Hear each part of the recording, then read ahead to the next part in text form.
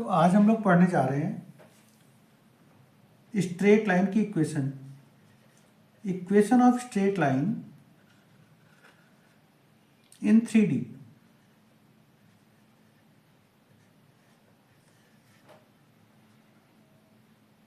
तो जो आज हम लोग इक्वेशन पढ़ने जा रहे हैं स्ट्रेट लाइन की, equation of straight line passing through 2 points. एक लाइन है जो 2 पॉइंट से पास हो रही है, ए पॉइंट और बी पॉइंट।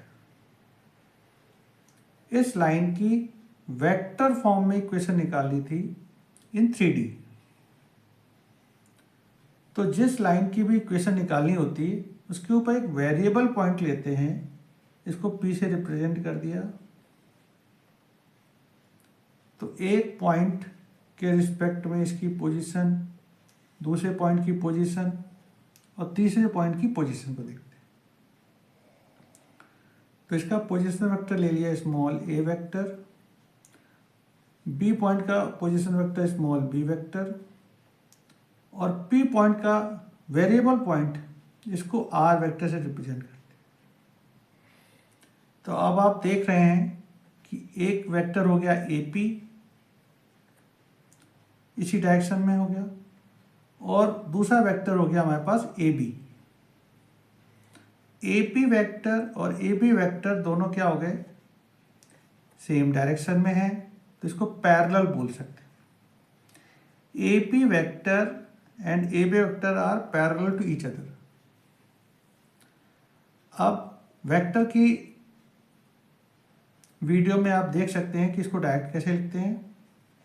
दो वेक्टर अगर पैरेलल होते हैं तो एक vector equal to lambda times दूसरा वेक्टर, इस फॉर्म में इसको रिप्रेजेंट करते हैं। तो AP वेक्टर का मतलब हो गया position vector of P minus position vector of A। फिर से देखें इसको ठीक से, राइट हैंड साइड में AB वेक्टर का मतलब हो गया position vector of B minus position vector of A। P का पोजीशन वेक्टर हमारा था R वेक्टर, A पॉइंट की पोजीशन वेक्टर को क्या लिख दिया था हम लोगों ने, small a vector. B point का पोजीशन वेक्टर क्या था, स्मॉल b वेक्टर, और A पॉइंट का स्मॉल a। तो R वेक्टर की वैल्यू आती है A vector plus lambda times B minus a। ये हमारा फाइनल आंसर होता है। Thank you.